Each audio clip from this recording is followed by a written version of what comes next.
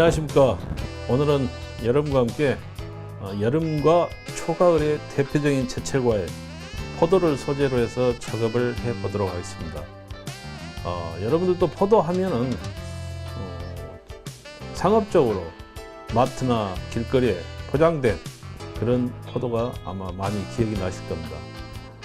그런 그 상품 가치가 있는 포도는 어떤 획일화된 크기와 거의 검정에 가까운 그런 포도로만 인식이 되어 있는데, 이번 시간에 여러분과 함께 할 이 포도는 사실은 그 어떤 상품된 그 포도를 그리는 게 아니고 포도의 그 익어가는 과정, 달려있는 포도를 소재로 해서 작업을 해 보도록 하겠습니다.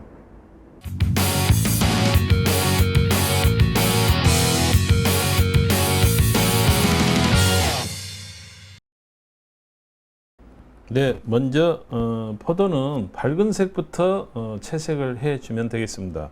포도 알이 종류별로, 크기별로 익어가는 과정에서 햇빛을 받았을 때 그 햇빛 속으로 반영되는 포도의 빛깔들이 틀리기 때문에 가장 밝은 색 톤부터 채색을 해 보도록 하겠습니다. 그래서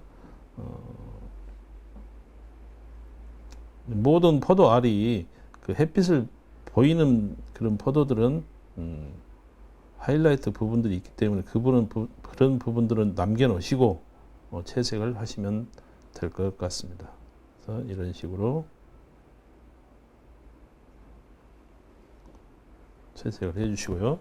그 다음에 이제 포도가 대부분 이렇게 서로 같이 물려 있기 때문에 동시다발적으로 채색을 하다 보면은 옆 포도와의 그 번짐이 생겨나기 때문에 약간 좀 벗어나서 다른 쪽 방향의 포도를 채색해 주면 될 것 같습니다. 그래서 이런 식으로 포도를,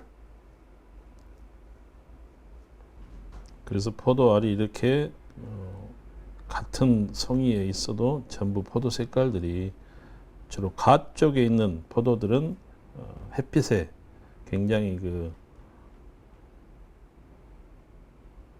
햇빛 광선에 아주 투명하게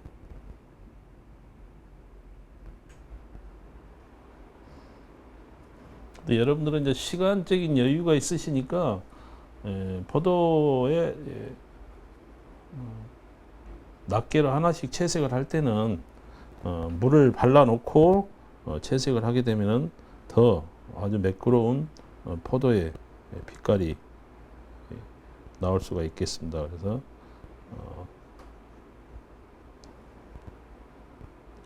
시간적인 여유가 있기 때문에 여러분들은 조금 낱개를 칠하더라도 물을 발라서 채색하는 그런 시간을 가져보시기 바랍니다.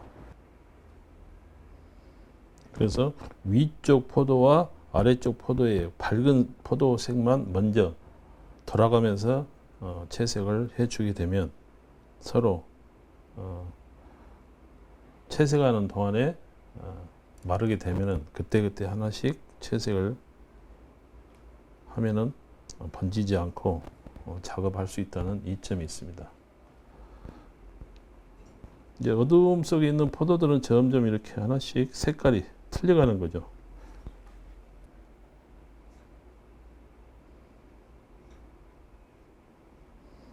그럼 포도와 포도 사이에 이제 또 이런 반사 불빛이라기보다 반사빛들이 많기 때문에 또 미리 이런 식으로 채색을 해 주시면서,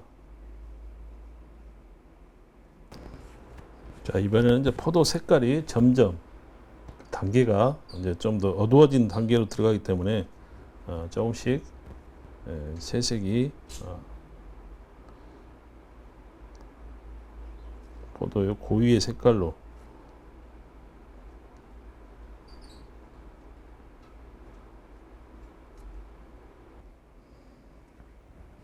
그래서 포도가 지금 단계는 이제 빛을 이렇게 받는 부분들이 있기 때문에 우리는 일반적으로 그냥 색을 먼저 이렇게 채색을 해버리는 경우가 있는데 조금씩 여유를 남겨두는 거죠. 그래서 마지막 단계에 가서 마무리를 지을 때 전체적으로 한번 도포해 준다라는 그런 생각으로 채색을 하시면 될 것 같습니다. 그래서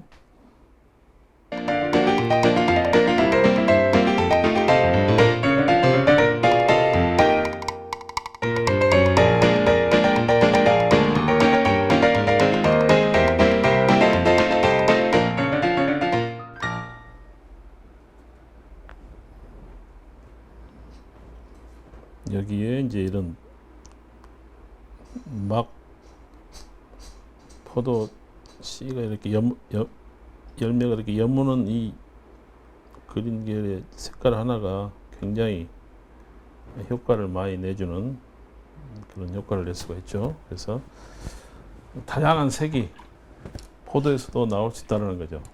그래서 실질적으로 이렇게 또 포도만 전문적으로 많이 이렇게 포도를 소재로 해서 오랜 작업을 했던 그런 작가들도 있습니다. 그래서 포도만 전문적으로 많이 이렇게 작업을 했던 그 전문 작가들도 있기 때문에 여러분들도 한 번쯤 배우는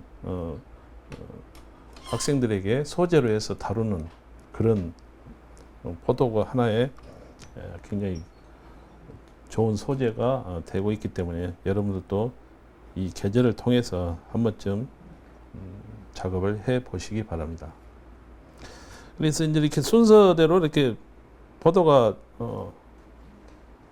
채색이 되고 있는데, 가장 어두운 포도들은 뭐 나중에 한 번에 해도 되는데 중간에 이제 이런 반사빛이 심한 그런 포도가 있기 때문에 한 번씩 먼저 채색을 해 주시면. 근데 아까도 말했다시피 먼저 물을 한번 발라주고 채색이 들어가면 포도 알이 더욱더 더 싱그럽고 더 부드럽게 매끄럽게 채색이 된다는 것을 참고로 하시면 될 것 같습니다.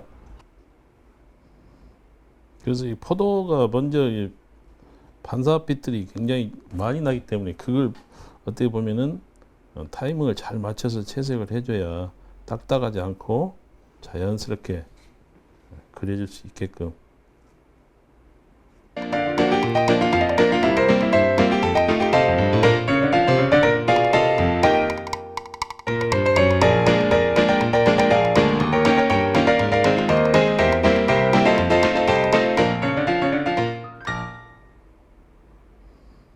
그래서 이런 미세한 그 포도의 줄기, 이런 줄기와 또 가의 밝은 쪽의 포도의 어떤 그런 투명성, 이런 것들을 부분적으로 포도만 이 작업을 하고 있기 때문에 그런 부분들은 잘 살려서 표현을 해줘야만이 조금 더 사실적으로 표현이 될 것 같습니다. 될 수 있으면은 처음에 초벌이라든가 이런 채색을 할 때는 큰 붓으로 해가지고 한 번에 채색이 될 수 있도록, 너무 이 잔타치로 작업을 자주 하다 보면은 잔상이 남기 때문에 좀 지저분하게 나오는 그런 성향이 있습니다.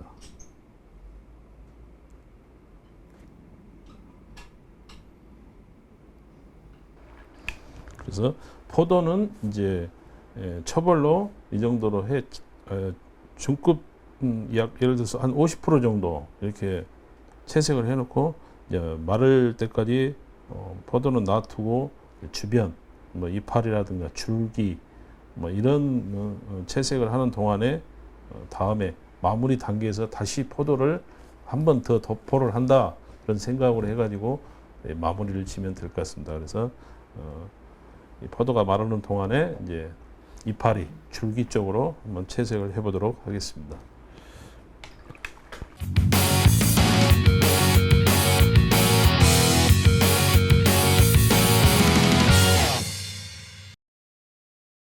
네, 이번에는 이제 그 포도가 마르는 사이에 이제 줄기, 이파리, 그걸 채색을 해보도록 하겠습니다. 그래서 이파리 같은 경우에는 이제 뭐 크게 비중을 둬 가지고 한다기보다 하나의 그 포도만 있다 보면은 좀 단순한 감이 있기 때문에,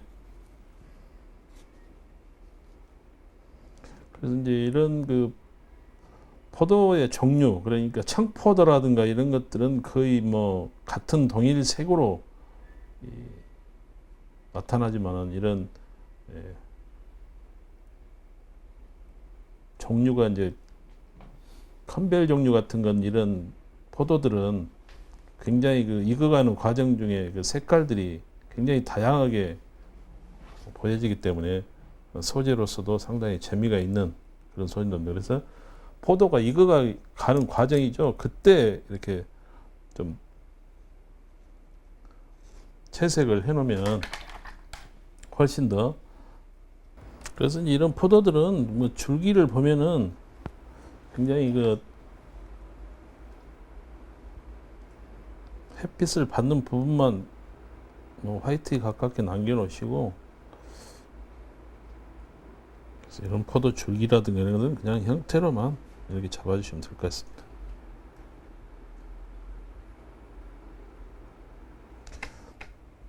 포도가 포인트이기 때문에 어떤 배경에서 뭐 욕심을 낸다든가 배경에다가 뭔가를 뭐 표현하려고 이러다 보면은 그림 자체들이 막 산만해져 버리니까 굳이 배경은 특별한 의미가 없습니다. 포도의 어떤 단일 어떤 과일을 그렸을 때는. 그래서 여러분들은 그 점을 참고하시고, 어떤 소품이라든가 포도가 아니더라도 꽃도 마찬가지입니다. 그래서 포인트적인 이파리만 정리를 해주시고 나머지는 어떤 그 배경 위주로 처리를 하는 그런 습관을 해주시면 될 것 같아요. 그래서 이런 백붓으로 먼저 물감을 만들어 놓고 기다리는 거죠. 그래서 물이 종이에 스며들고 있는 사이에 기다리면서 항상 물감을 먼저 만들어 놓으면서 대표적으로 포도와 포도 사이에 이런 큰 붓이 들어갈 수 없는 것들은 미리 이렇게 세필로 미리 채색을 한번 해 놓는 거죠.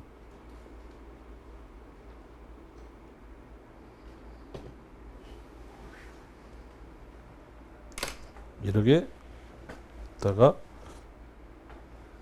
그 다음에 큰 붓으로 인해서 이렇게 정리를 하는 거죠. 그래서 이런 식으로 크게.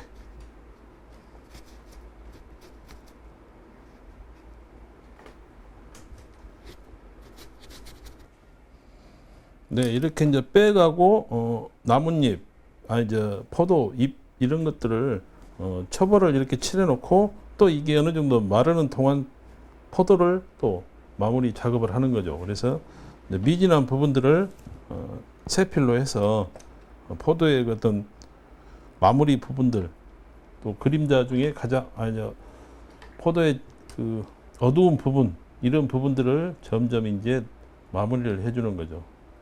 그래서 너무 이렇게 세세하게 한다기보다 이제 전체적으로 균형을 잡아주는 거죠. 그래서 완성도가 있게 매끄럽게 어떤 반사되는 그런 부분들을 조금 더욱더,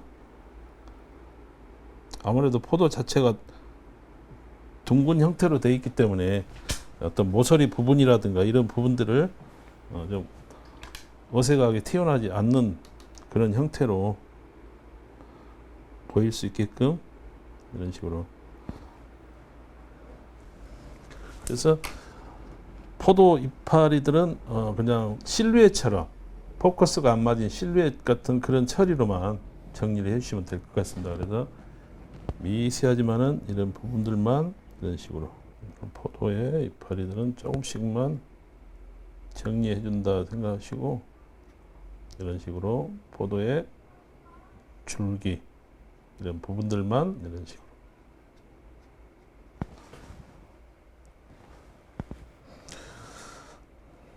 그래서 이제 여러분들은 어떤 그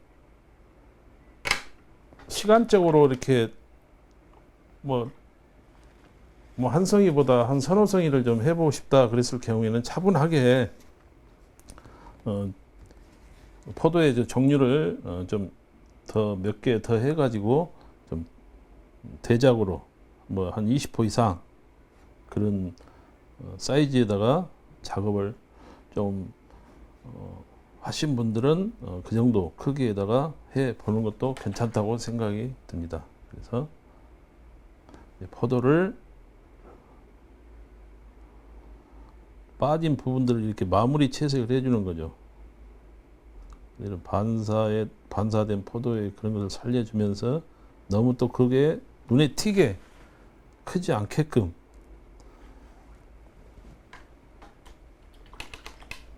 그래서 이런 식으로 이제 하나씩 더 정밀하게 여러분들은 이제 시간을 더 많이 가지시고 여러분들은 차분하게 더 할 수 있는 그런 시간을 가져보시면 될 것 같습니다. 그래서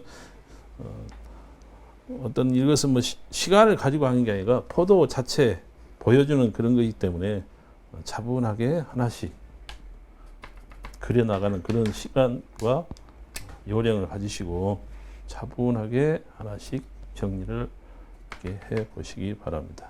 그래서 네, 이런 식으로 마무리를 하는데 전체적으로 봤을 때 조금씩 그 미진한 부분들이 있으면은 이제 큰 터치보다 적은 터치로 해서 이런 식으로 하나씩 정리를 해주는 거죠.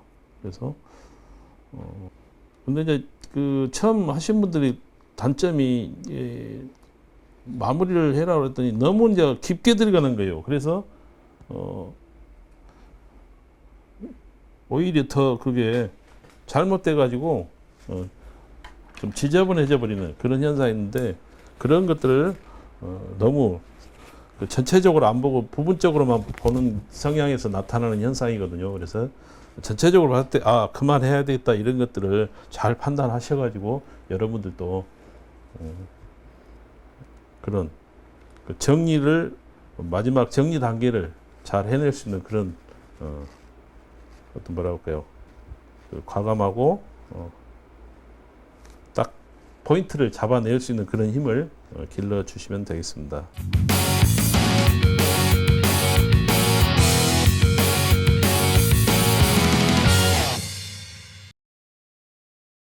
네, 오늘 여러분과 함께 포도를 소재로 해서 작업을 해 봤는데요. 여러분들 뭐 포도 자체 항상 그 포도는 청포도와 또 검은색에 가까운 자주색 포도 이 두 가지를 많이 보았을 겁니다. 요즘에는 또 뭐 수입산 포도가 많기 때문에 한 세 가지 종류의 그 포도 색깔을 기억하고 계실 건데요. 기회가 되신다면 지나는 길에 포도밭 이렇게 컬러풀한 포도는 좀 보기 생소할 겁니다. 물론 사진 작가들은 그런 걸 또 포도의 그 영롱한 여러 가지 색깔들을 촬영하기 위해서 일명 솎아내기 전에 익어가는 포도들을 소재로 사진을 많이 찍고 그러는데 작가 여러분들께서도 아니면 배우는 여러분께서도 포도밭 이런 경우에 빛을 역광으로 보는 그런 포도를 한 번씩 보시게 되면 아주 영롱하고 다양한 색깔들이 나오는 그런 포도가 있기 때문에 그런 포도를 소재로 해서 이번 기회에 작업을 꼭 한번 해보시고 아주 피로 회복에 좋은 제철 포도 많이 드시고 건강하시기 바랍니다. 오늘 여기까지 하도록 하겠습니다.